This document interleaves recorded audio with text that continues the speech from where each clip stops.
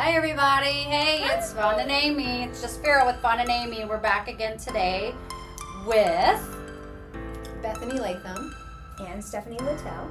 And they are with MeCAP. And if anybody doesn't know what MeCAP is, you're going to find out. A lot to learn. It's a lot to learn. Yes. Very interesting. I went to a meeting and was blown away. Didn't even know it existed. So I'm really happy to get to share with everybody, especially in the community, like what it is, what it's about, what we can learn, what we can do differently. So it's going to be how we can help very you maybe educational. try to fix some of the problem. I don't know Yes. if there is a fix, but you guys can tell us all about that. So first just tell us, Bethaney, let's just say what are you to MeCAP? Actually, tell us what MeCAP is, and then tell us what your role in MeCAP is. Okay. MeCAP is the Martinsville Environmental Community Action Project. Okay. And it is currently an adult study measuring the effects of short-term or long-term low-level exposure to underground PCE contamination in Martinsville. And PCE is? A toxic chemical. It's got a very long name to it. Tetrachloroethylene. Okay, try to say that 3 times twice. I'm not. Yeah, I'm not not going even to. try once. Okay. Yeah. And your role is? I'm the project manager. Okay. And then Steph, what do you do with it? Okay, I'm Stephanie Littell. I am the community education specialist. So basically, I can do speeches around to help find participants for our projects. I also try to help find volunteers if we can find any. So I'm always teaching people something. Volunteers. We all need volunteers. I need somebody to volunteer to get my life together right now, but that's a different story. If you don't notice, we're using our phones because Amie forgot the cards. I'm going to throw her out there. Under the bus. Under Where the I bus. belong. I can try to get this. Okay. All right. Okay. So you basically told us what the purpose is. So what is MeCAP? What are we doing? You're testing, but you're testing for the PCE, correct? And those levels cause. That's what we're trying to find out. Okay. There really hasn't been any research on what PCE does to human health. So that's what we're trying to find out. So it has been studied in the occupational setting. PCE is in a lot of solvents, degreasers, things like that. So a lot of dry cleaning companies have used that for a lot of years. Or factories, aerospace, industry, and such. So somebody might actually take a product that has PCE in it, rub it on their arms to take grease off their arms. That is short-term, high-level exposure because you're just putting it right onto your body. So that can cause dizziness, headaches, nausea, symptoms like that. But that person goes home over that night or over the weekend and their body's able to kind of recover or rebound. They might come back that next week or that next day, do it all over again and experience those symptoms. But nobody's ever studied long-term, low-level exposure. And that's what we're experiencing here in Martinsville. Okay. How did the contamination start here in Martinsville? It's thought that, to start off with, we have 4 known areas of contamination in the city. Okay. 2 of them are thought to have been caused by dry cleaning companies, and 2 of them by the aerospace industry. Okay. Yeah. Gosh. So that's 4 places in Martinsville. We call them toxic plumes. So if you hear us talking about toxic plumes, that's what we're talking about. 4 known toxic area. One is the Superfund site over by the ball fields. That means it's nationally recognized by the EPA, the Environmental Protection Agency, in case you don't know what that is. When I first started, unfortunately, I didn't even know what that was. But then 3 of the toxic plumes are recognized by IDEM, which is the Indiana Department of Environmental Management. So they're not recognized by the EPA, but they are recognized by IDEM. Okay. And those are local also. So is it within a close proximity of each other, or? It's kind of like we have 2 on the northern end of town and then 2 on the southern end of town. Okay. Yeah. Like one, so we have the Superfund site over by the ball fields, and then we have one on Morgan Street where the dry cleaner was, and it runs, I don't even know which direction that is. That west? Runs west? It runs down Morgan Street towards the bypass. And then there's one near Twig, And then there's one, if you were here for a while, you know what Harmon Becker is, which is Mhm. now like Four Bare Feet over in that area. One runs directly down Poston Road, and then one runs like over by Twig. And in some areas, those two overlap. So what happens is the underground water got contaminated. It contaminated the soil. The soil emits a vapor. Well, at your home, you are trapped in your home with that vapor. So that's kind of what we do. We go to people's houses and we study people's exhaled breath. So basically, we go to their houses before they have stepped foot outside. Don't take out the dog, don't take a walk, don't take your kid to gymnastics. Just wait for us to get there. We walk in their homes. They blow up a baggie. It looks like a gallon-sized baggie with a straw in it. They blow up the baggie for us. And then we bring it back to a very specialized van. Actually, we are at our clinical site right now, which is St. Martin's Church. We're on, is this Harrison Street? We're on Harrison Street at St. Martin's Church, where our clinical site is, because they are so kind to give us an office space here.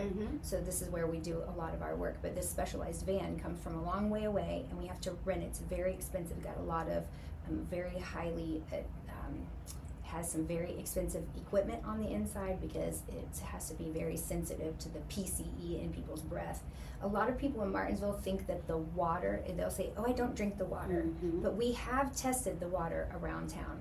And as far as PCE, there is non-detectable PCE. It is not in our water. So PCE it's is not. basically soaked into the soil, and it's coming up from the soil, It's what you're breathing. yeah, into the air. And Or that's into what your we're home, studying. into your home, into Right. your space, which you're then Right. trapped in, or Right. business, or Right, and the reason why our tap water is safe is because the EPA gave us, they sponsor, I don't know if they sponsored us, what is it, grant money, whatever, to get a big, huge carbon filtration system that our city water goes through before it gets to our tap.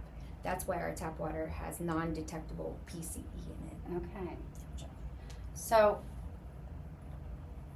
how far around? Like, is it all just like in city limits, like that people have to worry about this, or is It is in out- city limits, Okay. yes. So inside Yes. the Martinsville city limits. Yeah. So the studies that we have done, especially the most recent ones, you have to live within city limits. Like, some people really would like to volunteer or participate, but they can't really because they don't live in city limits. But when we have a grant from the National Institutes of Health, and the way that the grant was written is we have to keep within Martinsville city limits for right now.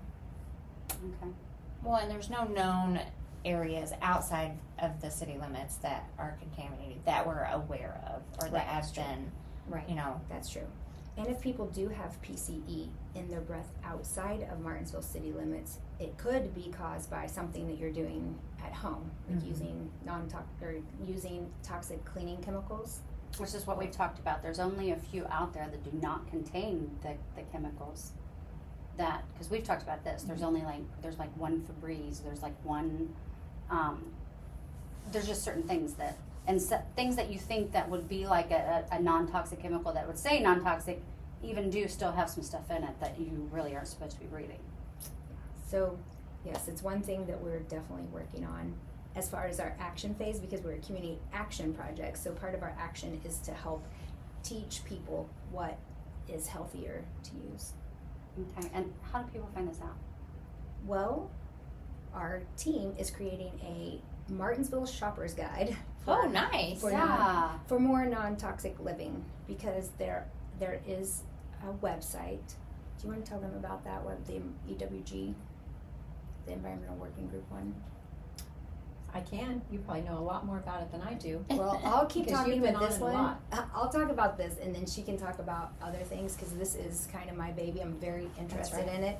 So, so this is where you could cut that out, because I didn't know she was talking about it.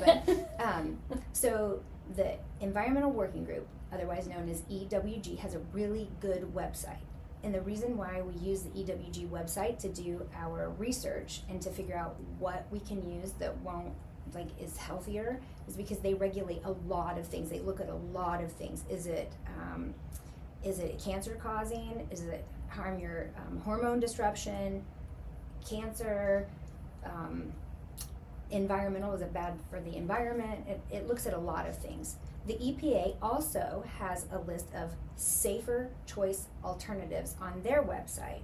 And the reason why I prefer the EWG one, just personally, is because they regulate a lot more things. The EPA only looks at what they regulate, and they don't regulate a lot of things like fragrance, and fragrance can hold up to 3,000 chemicals in it, which could still like not be healthy for us. Mm-hmm. That you're putting in your air in your home. Yes.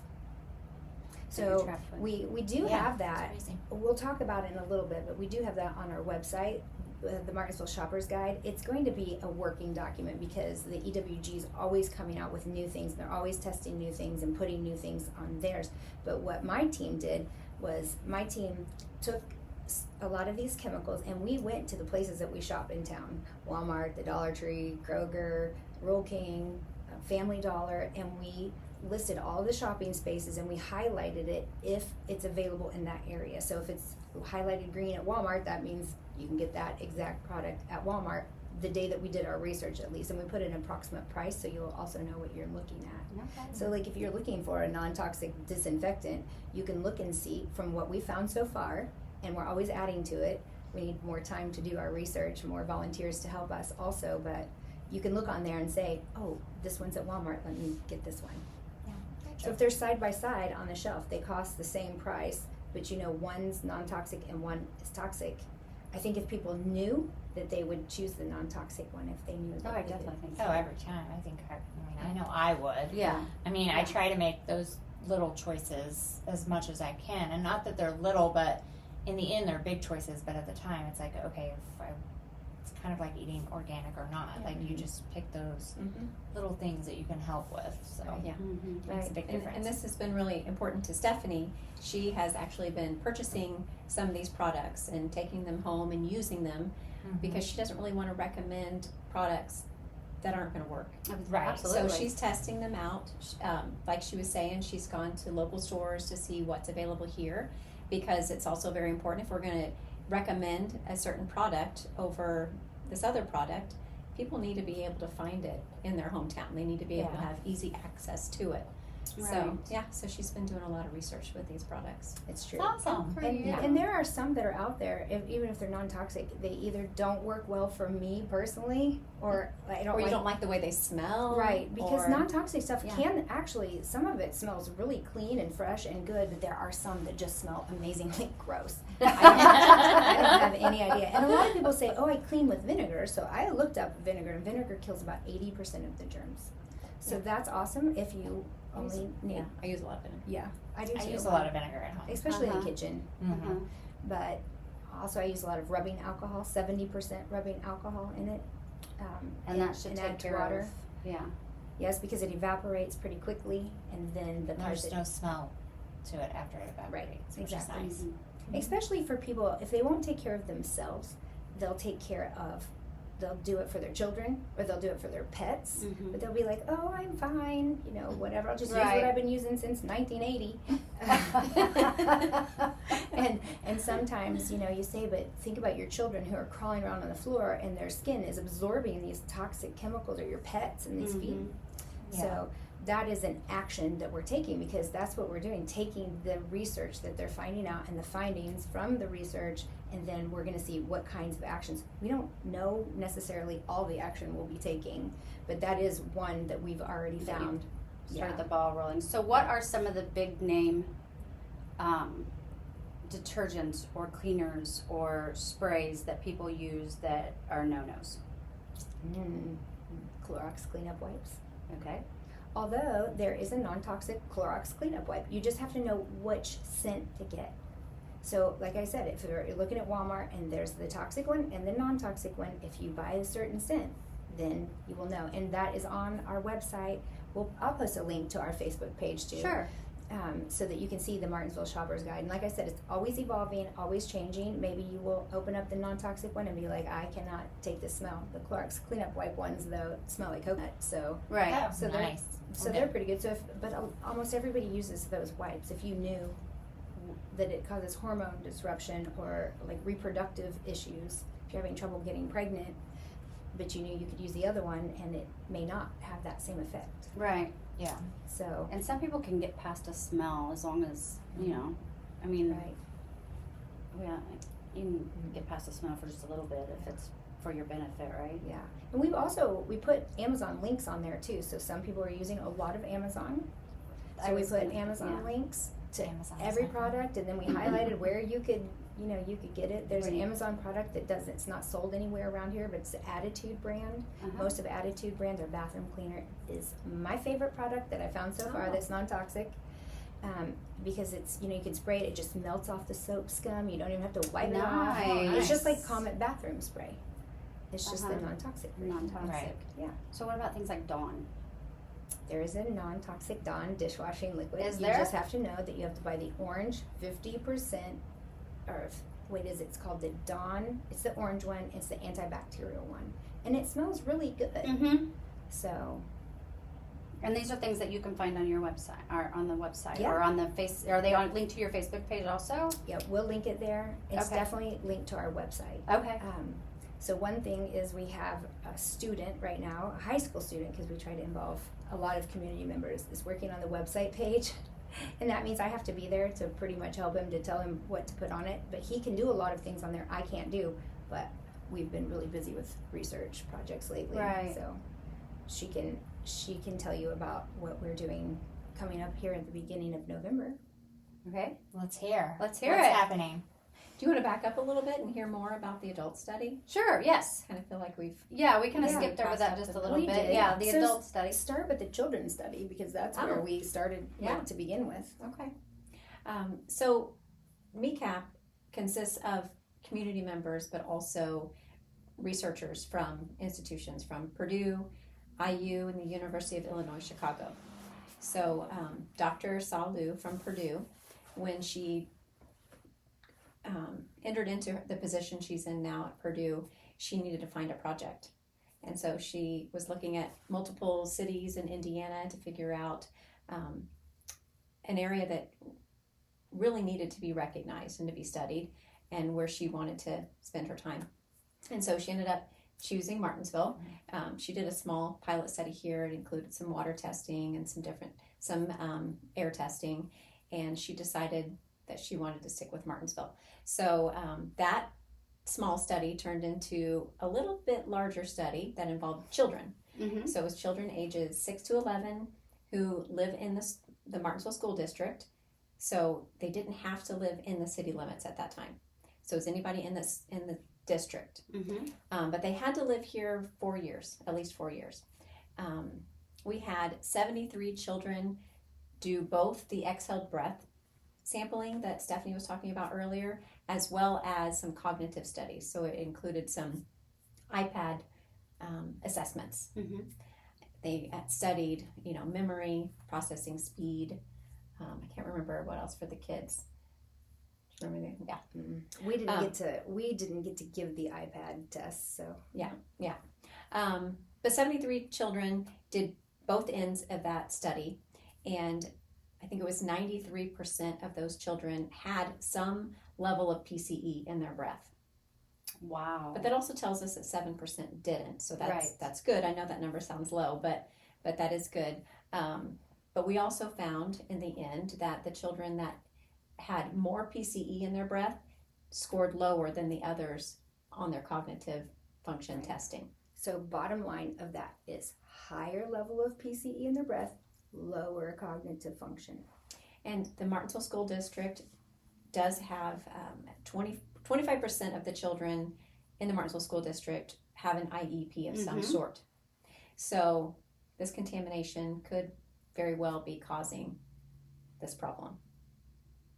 Of course, more studies are needed for that. Like I Right. said, only 73 children did both ends of the Right. study. We had a few more that only did the cognitive portion of it. But since we didn't have both ends, that didn't really help us. But it really needs to be a much broader, a much larger study. How long has this been going on? When did the study start? 2019 is when I actually You mean our projects or like the contamination?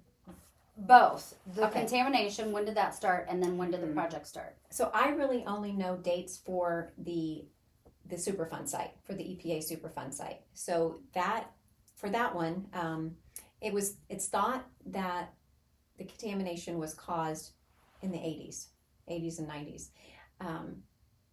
It was found in one of our city's municipal wells in 2002. Okay. So, the water company has to constantly, they're always, testing the water and such. Yes. And so they were able to detect PCE in the water in 2002.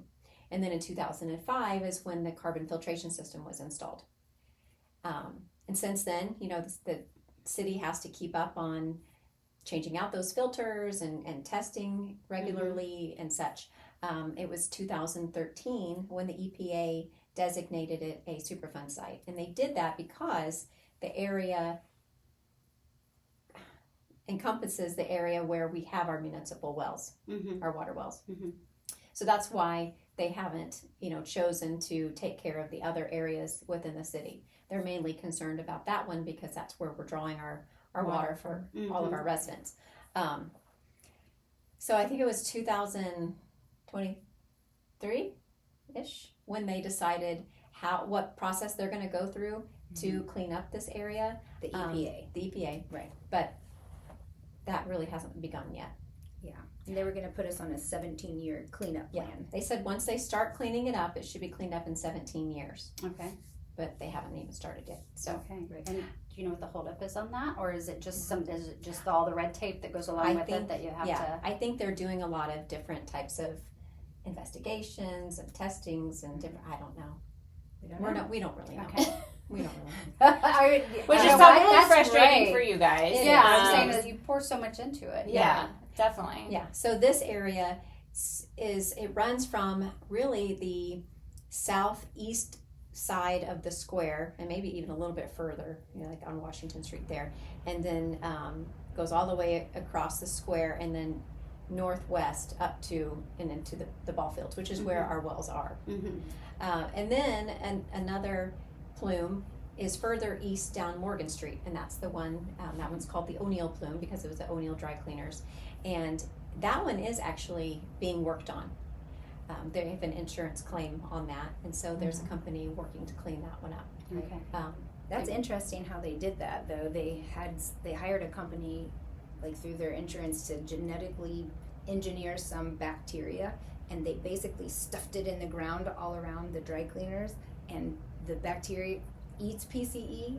And I actually asked that question when I went to the meeting. I said, "What does it do when it's not eating PCE?" And they just said it goes to sleep. Yeah. So, Really? Yeah, and they tested it for 3 years, and there had been 0 PCE get through there for 3 years. Until we tested it. Until you tested. Until we tested it this spring, And it's Yeah. back. well, Or it was never really gone. It's just at least not in that area. Okay, So right. There could be a hole in it. Maybe the bacteria moved. I don't Yeah. know how that works. We don't know that portion of it, but Yeah. we do know that it is not. It's back. okay. And then really nothing is being done with the other two. Okay. So they're just kind of waiting to see. They're not talking about how it's going to be cleaned up or what there isn't any talk on that.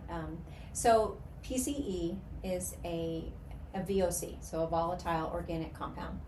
So it's constantly degrading to a new chemical. So it changes from PCE to TCE and eventually to vinyl chloride. So that may be a chemical that you've heard of. A couple years ago when there was that terrible train derailment in Ohio. Do you remember when that Yes. derailment went into that neighborhood? Yeah, and everybody was so very concerned about it because it was vinyl chloride, because it is a known carcinogen.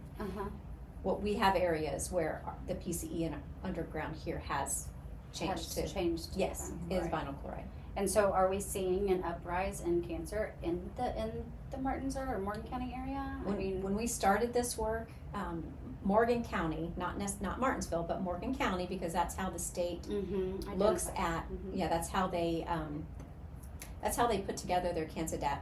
Their classify it. Yeah, in their a certain registry. area, yeah. The cancer data registry, right? So it's called. They only look at it at the county level, and Morgan County had the highest cancer incidence rate in the state for a long time.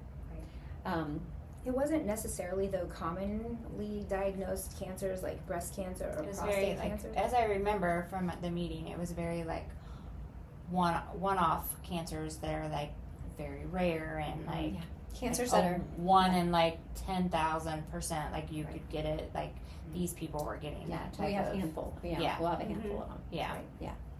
So we It's do kinda have scary. we do have a lot of cancers and a lot of rare cancers here.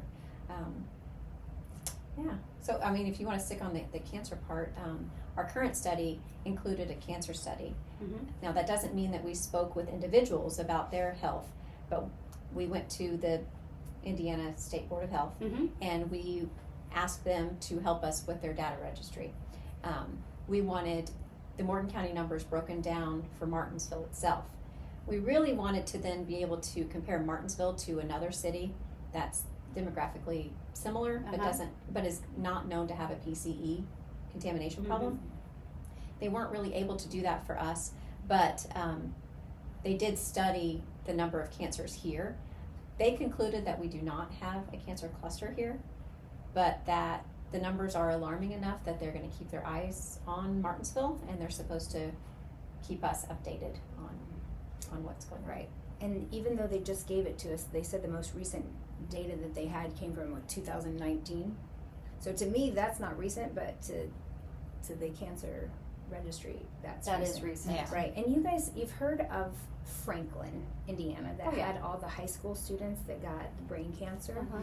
So we are dealing with the exact same chemical. That's the exact same chemical. So that they're we have dealing here. with, that was gonna be another question of mine, is how many similar towns that are about like the same small areas are dealing with the PCE as Martinsville? Is that something that's common in Indiana? It's common Or everywhere. everywhere? Unfortunately. In the United Definitely in the world. States? In the world? I would say in the United States, because I think Yes. a lot of other countries have a little more streamline of like what chemicals can be used, what Yes. chemicals are not. Just kind of like our food Right.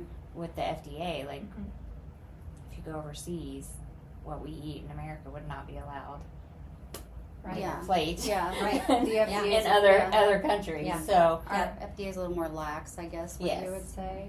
So this chemical's used a lot in factories and such, so Mhm. you have a lot of spills that way. But then if you want to look at the dry cleaning side of it, I mean, you might have a city that has maybe one or two factories in it, but that city could have 5 or 6 small dry cleaning companies. Really today, if you were to take your clothes in to be cleaned, oftentimes that building you take your clothes to, they're not cleaning your clothes there anymore, but they used to. Mhm. Yes. Instead, now they send all your Send it clothes out. to a central place and clothes are cleaned and then brought back. But back before, 15 years ago or so, if you took your stuff to O'Neill or to any other dry cleaning company, they Mhm. cleaned it there. Mhm. yeah. So they've kind of really pulled back on that, which is good because there's a lot less locations that could be causing this contamination. Yes, which is good. That's true. Yeah. There are 53 Superfund sites in Indiana, Oh, but goodness. we have the EPA's attention right now. Right. For what's So when going you on. say, because I know people are going to hear Superfund site, right, It's a program. It's not super That- fun. it's not No, super it's not fun. I know super that fund. fund. Fund. Put a D on it. Super Yeah. fund Yeah. site. Yeah. So yeah. It's an EPA program. Okay. Yeah, Okay. and basically they, at the EPA site, at the Superfund site, the EPA has thrown money at it to help remediate some of the things over there, clean up some things. So for example, they installed vapor intrusion mitigation systems that are like radon mitigation system, take out the toxic air and throw it outside. Uh-huh. That kind of thing. So they did, everyone in the Superfund site that signed up for the program, they did that for For their completely free. homes. Yeah, Uh-huh. But unfortunately, not a lot of people took advantage of that. Ah. right, So right. Do you think that is because they just didn't want to participate, lack of knowledge? it's Lack of- several things. Okay. So when the EPA started knocking on doors, 2019-ish probably, well, first of all, it's not really our culture here in Martinsville. We're not used to research projects. We're not used to the government or EPA Well, knocking on our doors. Government knocks on your door, you're a little like, Yeah, Ooh, EPA. I'm not Uh, sure yeah. what you're. No, yeah. Don't even know what you're talking about. Right. As of right now, a lot more people around here know about the contamination. But yeah, go back 5 or 6 years, that number's going to drastically fall. Mhm. That's true. So it was either they weren't familiar with and understanding why the EPA was knocking on the door, or they were a renter. And the EPA, we are able to go in and do some testing in people's homes without property owners' permission, but the EPA is not. So if Yeah, they're they have renting, to they have have them. to have property owners. And of course, Makes sense. that would make sense that property owner may not want to know. They Well, may yeah, not even because want then to they're know. like, what am I liable Mhm. for? What is this going to do to, Mhm. like, for my Mhm. renters? Am I going to be able to re-rent this? Yes, like, right. questions just keep adding up, Yeah. especially if you're like, Right. you know, you're my property is on a super site or whatever. Then they're Right. going to be like, Yeah. oh. Yeah. Well, because I think the thing of it is knowledge is power, but also knowledge is damaging. So Mhm. if you know it, you have to disclose that you know it. Right. So therefore, I think playing dumb, or which is not the way you Head in want the to be. sand. Head in the But sand. yeah, Yeah. you just like what I don't know is not going to hurt me. So therefore, we're just not Yeah, going Right. to But in this case, bother it with could. it. Yeah. Yeah. We've tried to help property owners understand that if they do get their home tested and there is a problem, that there is a fix help. with the Mhm. mitigation system. Right. If there's not a problem at all, they're already free and clear. But if Right. they need to put in a mitigation system, they're able to then advertise that this home has a mitigation system. Mhm. So anybody who wants to now rent this home or this office space or whatever, Yeah. it's clean. It's, Right. you know, there's not a question. Right. All these other homes that have never been tested, it's a gamble. Right. So they're not. Yes, they're. Yeah. I can see they're not seeing the positive end of it. They're Right. seeing the oh gosh. Right. Well, yeah. I mean, and when you think about it, like, there's not a lot of information in terms out there that people are speaking about. Mhm. I think. I mean, I've lived here for quite a long time until you reached out to me. I didn't know anything about it. I didn't even know there was a problem. I didn't even know there was contamination. So I think people don't know Mhm. what they don't know. So until the information is continuing to getting out there, which you guys are doing a great job of doing that, which is why you guys are speaking now today again, people aren't going to know unless people are being informed. People talk about it, and people talk talk about what it. it really is. Yeah. Because It's true. Right. people say, I mean, I've heard PCE. I've lived here for over 20 years, and I've heard PCE, but I've never heard until we started talking about it. And then I started reading more articles, and then I started looking it up, and I'm like, wait, PCE, you know. So then then you go down the rabbit hole, Mhm. and then you're like, whoa. But you had to dig, like you You had have to like do- ask yeah, questions. You have to ask like, questions. You have yeah, to. it wasn't just Right. like information that was in your face. That's you know? true. And I'm born and raised here too. When I moved into town, because I'd never lived in town, I was a country girl all my life. When I moved into town, I was in a control group, so I was outside of the Superfund site. So theoretically, I shouldn't have had anything. And my kids and I all got our breath tested, and all of us had PCE in our breath. And I was like, hold on, doesn't the government like I think in my head the government is taking care of us? Mhm. And I do know that in some ways they try to take care of us, but in that way, you know, I thought there wouldn't be anything in my water, and there was PCE in my water, my soil, my home air, and all of our breath. And I did not like that idea. That's why I got involved, and that's why I'm Right. still involved, because I don't like that, and I don't like that for my children. I want this to be a place where my children can And go your to college. grandchildren. Yes, and they can come back to and be proud of. Mm-hmm. So But you said earlier, though, even when they are taking care of it, which they haven't started, so the cleanup has not started, but then it's going to take 17 years For that one plume. one. The other one is being worked on, Mhm. but the other two are not. So like 17 years. That's That's a long time. my children's children are going to be Ready to have children. ready to have children. So that, to me, when I look at that, I'm like, that doesn't seem fast enough. right. You know, but I know, obviously we know, like, things take time and it takes And time to funding. funding and has to be research done. So Yes. it's not that things aren't getting done, it's just a process of Right. getting them done, Right. but it's And slower this than we is- all want. That is exactly why we are so fortunate that Dr. Lou Mhm. and Dr. Mary Turek and Dr. Eve Pinsker have chosen to do this research in our community. It's a lot of work for us. Like Beth and I work incessantly. She's in everything. I do this, but it's really important that we have them, because we don't know how to do the research. But then when they come down from Purdue or they come from IU or UIC, they don't know anyone in our community, so they need our help. So we're equal partners really in this, and they have fallen in love with our community too. So when they come here, you know, we've repeated some restaurants. We always try to eat, you know, in local restaurants and support local businesses. and they've just fallen in love with us. So they've continued to stay here so far, and we're so grateful for that. Yes. We're very fortunate because we do have the EPA's attention, and now Dr. Lou helps bring More attention. So we've really been that squeaky wheel. Yes. Because really before all of this began, I mean, I didn't know anything much about it anyway, or hardly, or anything at all, but I don't really know of a lot of activity coming from EPA or IDEM or, getting O'Neill dry cleaners to, create a claim and all that. But since we've really been on this now for several years, it's really starting to get these agencies to start moving. Good for you guys. That's amazing. And we like them. We work with the EPA. Sometimes they would love to do more, I'm sure, but their hands are tied because there are certain things. There are very strict rules with research. Some people get mad because they're like, well, I lived in Martinsville and I want to participate, but they moved 3 years ago. And we have to say, we're sorry, we'll keep your name and number so that if we need you for future, because we don't know what's coming up. Right. We don't know what, depends on what the findings are. That's where, now that we have the big grant from the NIH, it's easier, I think, to get little sub-grants off of that so we can, we're taking the community's opinions and their concerns to our researchers too, and that's sometimes how they get to come to the next project.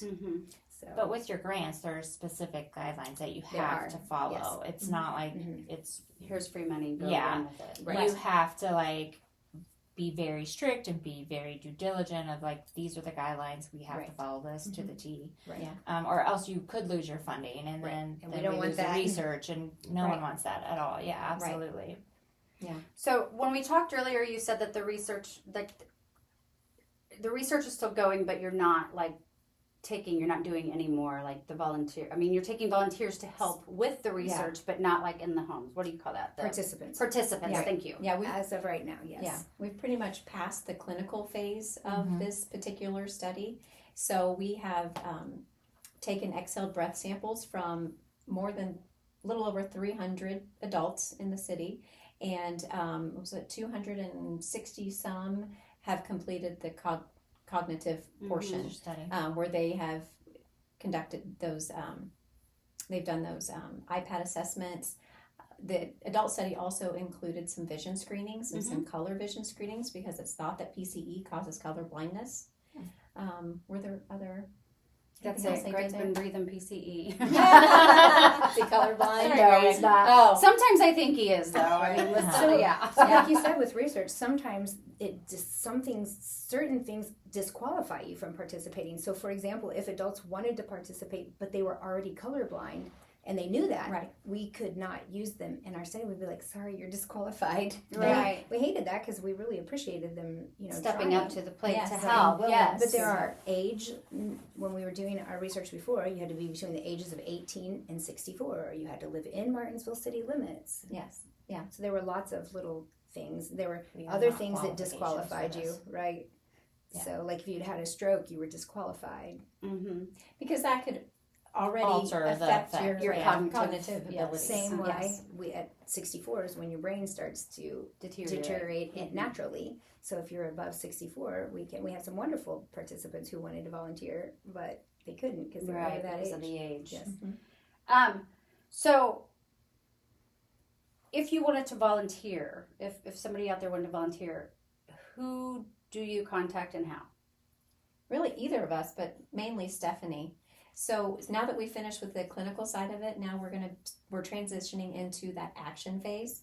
And so that is where we need to speak to as many people as we can within the community to find out what their thoughts are about the contamination, whether it's fears that they have or ideas they have for the community. That could be cleanup, it could be education, it could be working on regulation, it could be a broad range of things there. But we need people that are willing to go to events or host events or, helping us, of course, not doing it themselves. But we just need more, we need more hands. Yeah, we need more hands and we need more bodies and we need a lot more volunteers. I think one of the biggest things that I've seen about getting volunteers for this is people think that they're not qualified. And the great news is I have found I don't know We how didn't this know happened. anything. We didn't know anything, but I have found that I'm really good at helping people find what they have to offer. Yeah. Sometimes people think, oh, I don't have anything to offer, or me, I teach little tiny kids. I just really, there are some things that I'm good at that Beth it may not be her strong point. There are some things that she has wonderful strong points at that I wouldn't touch with a 10-foot pole. I'm not qualified, so I just don't try to do that. But if you can research from your phone, if you can, if you're a good public speaker, if you're not a good public speaker but you're a good grunt worker, and where we're going to an event, you can set up tablecloths, and if we have little snacks or whatever. So we just need more hands. It's just like everything else. We are tapped out, especially if we want to do other things within our community, which we do. We both have children. Yeah. We have a lot of great ideas. It's just Yes. hard to do it all. Okay, So volunteers. Yes, volunteer. Calling you out. That's And right. MeCAP, and you can find it on Facebook. It's big M, little E, capital C, capital A, capital P. Look it up on Facebook, and you will find it. It's not hard. I've been following it for quite a while Yes. now. And what we'll do too is we'll post it and link it so that people can find it as well. So when the podcast airs, people will be able to click on it. We can give them directly to you guys, and then And we can even share this on your MeCAP Yeah, site yeah, sure. if you would like. That will. way we can share it to you, so that way people can kind of look through it and say, okay, what is this about? And they can see. Yeah. And they can put a face with kind of what is Yeah. happening, so they'd Right. be like, oh yeah, you're with, That's right. can Right. you help me out? We have talked about Or can I actually help you starting out? a podcast, but we don't know how to necessarily do that. Or We get don't that we either. don't either.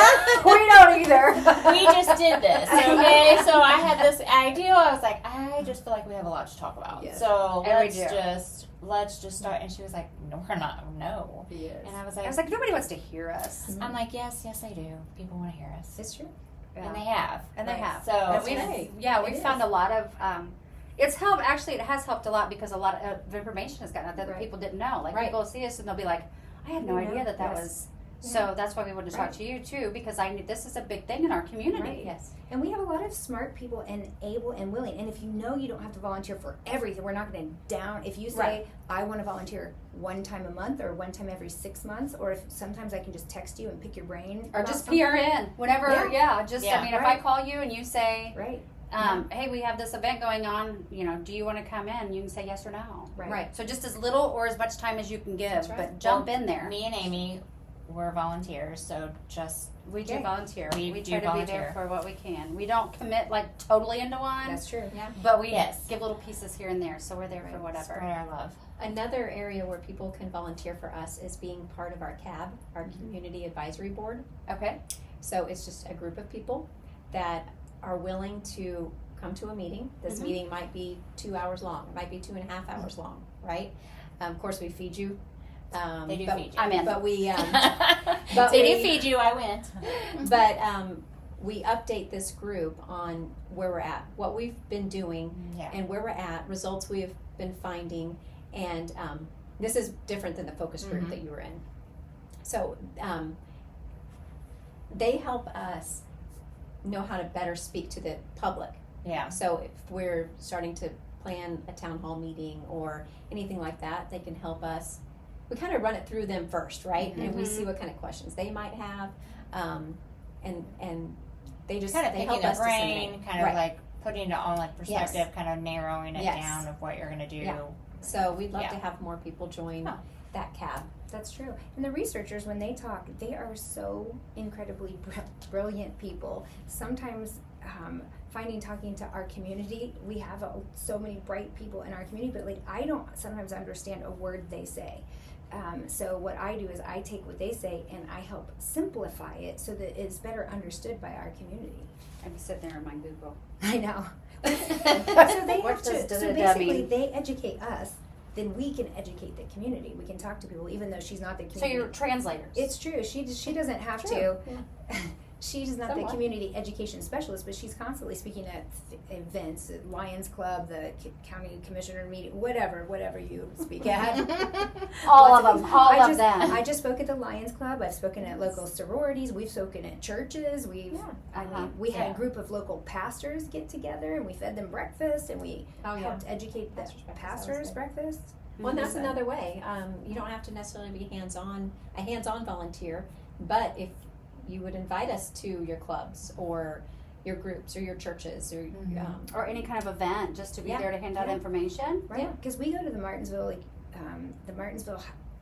the MSD of Martinsville they're so good to us too. They will send out our flyers electronically, or they'll let us have a table at football games. We were we have a control group in Mooresville right now, and we were trying to find participants for that. Well, Martinsville played Mooresville, so they let us sit at a table there, and we did get some participants from that game. So Well, they've been very nice. cooperative with us and Yeah. nice to.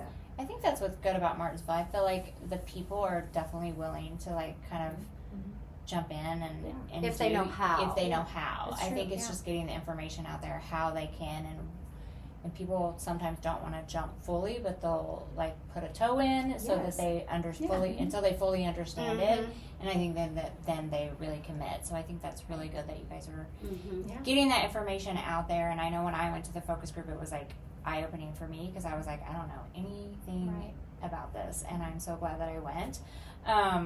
So yeah, it's Mhm. really good information, and Yeah. I think the more people know, the better, and definitely the better way that they can, one, protect themselves in the future, learn what's going on, give opinions, advice, help.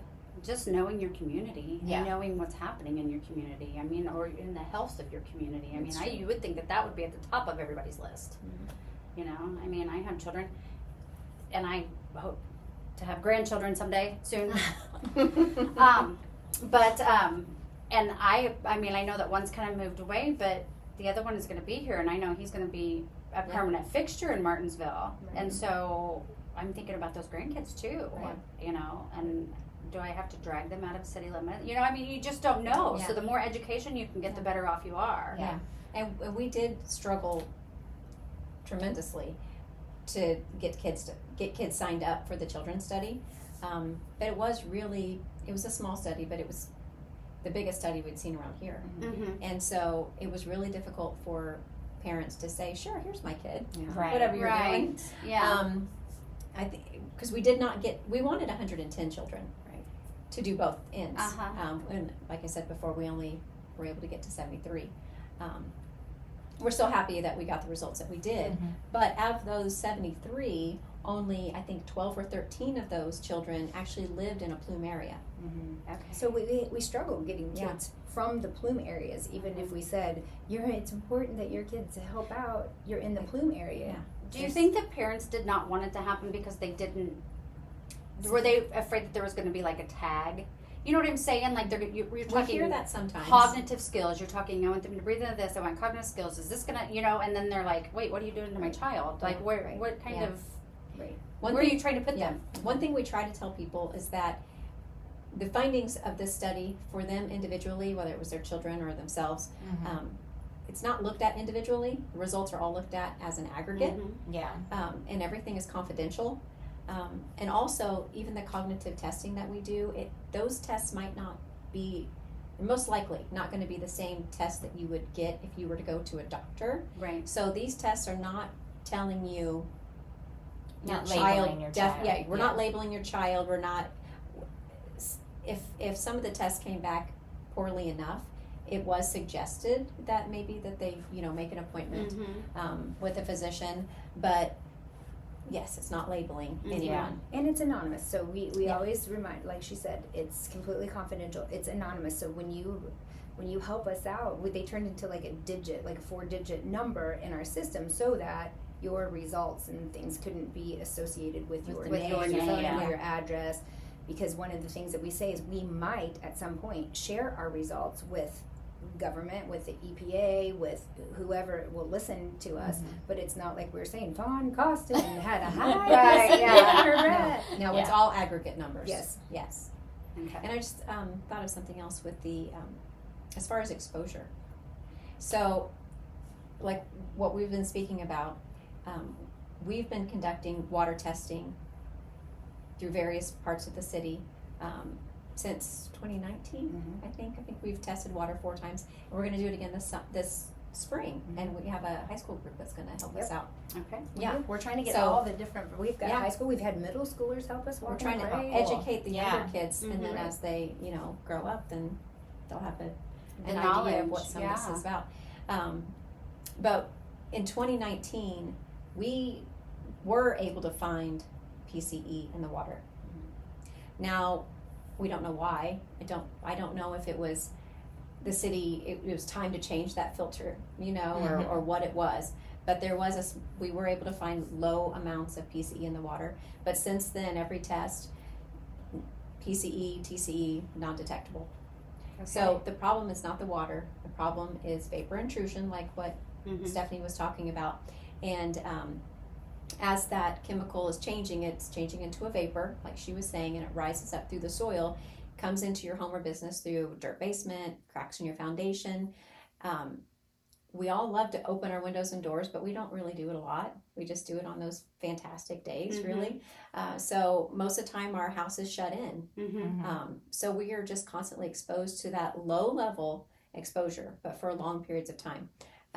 If this chemical comes up through the soil outside your home and sunlight hits it at about 5 feet or so, it dissipates. Gotcha. So it's safe outdoors. But inside is where we have the problem. Where we're just kind of like recycling that air through the house. Yes.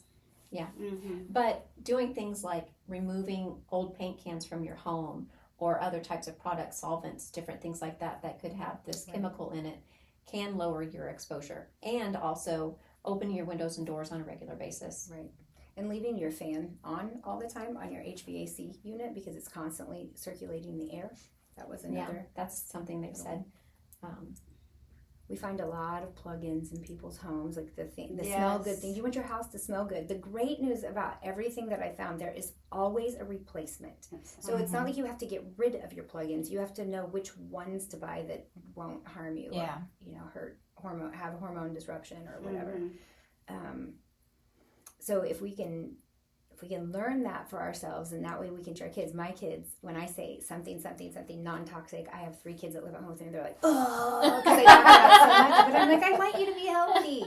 I want you to live a good life. I want you to know and educate yourself. Exactly. And live as long as you can, Right. you want that. And I as a mother, I think we all go, oh, it's just me. But when it comes to your kids or your pets or whatever, you do put that extra, go that extra mile. And I don't want whatever, we do have lots of rare cancer cases. My mom died of a 1 in a million cancer. And there have been more than one case in our community with the same exact cancer.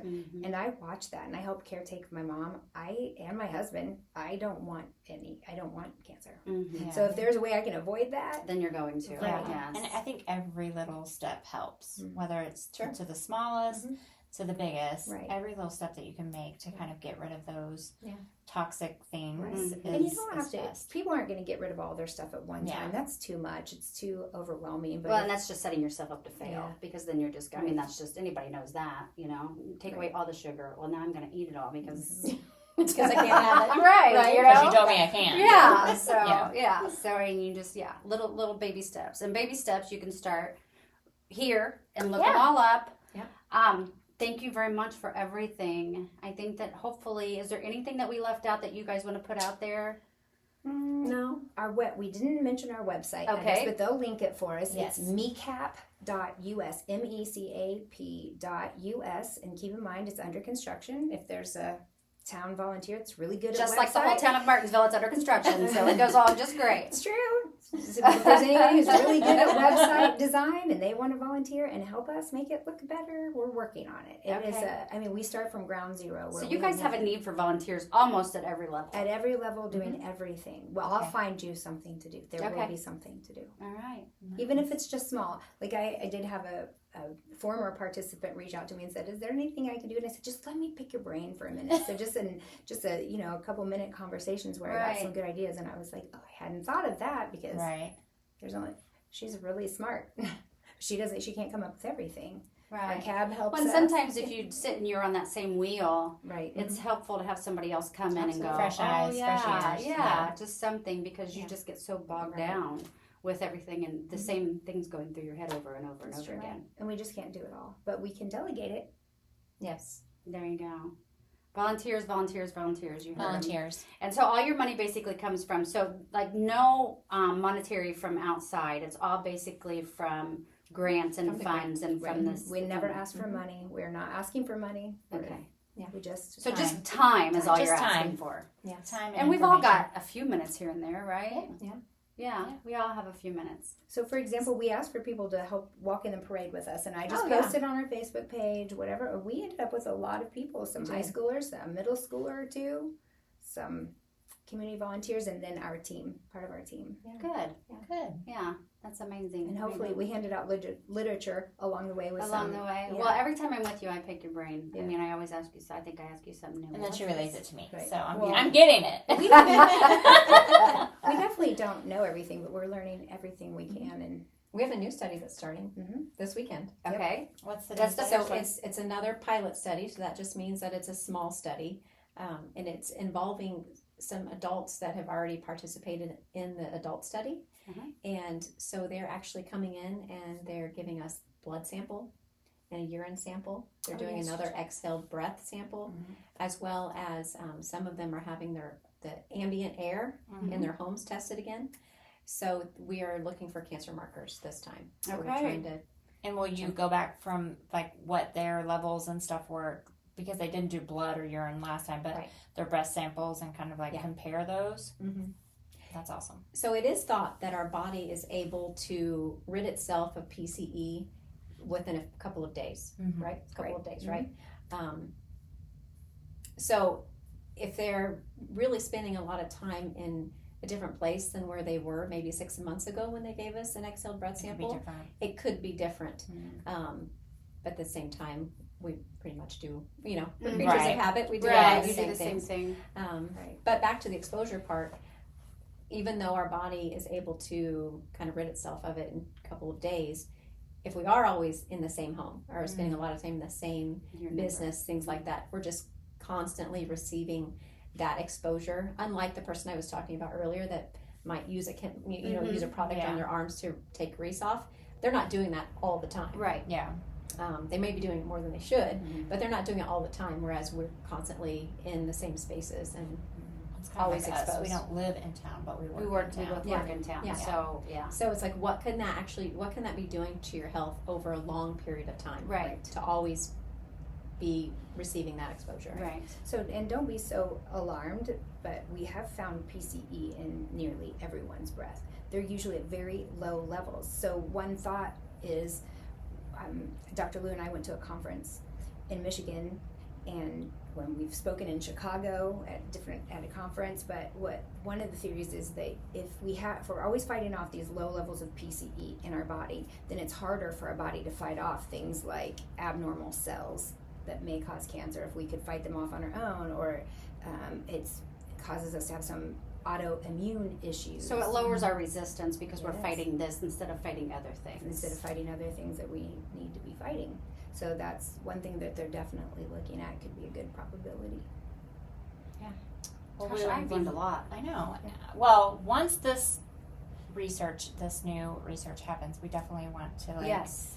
hear and talk about it and see Updates. what you guys have learned and update. And obviously we'll get more involved, and we want the community to be more involved and get the more information out there as much as possible. I think the more you know, the more The more you can help and the more you can spread it. The more you can well, let people and know. help yourself too. Right. Right. Yeah. The Yeah. little changes here and there will make a big difference down the road. Share this podcast. Yes. Share Everybody our share it. Facebook page. Yes. Yes. Share our website with people. Help. Tell your neighbors. Tell your family. Yes. Yes.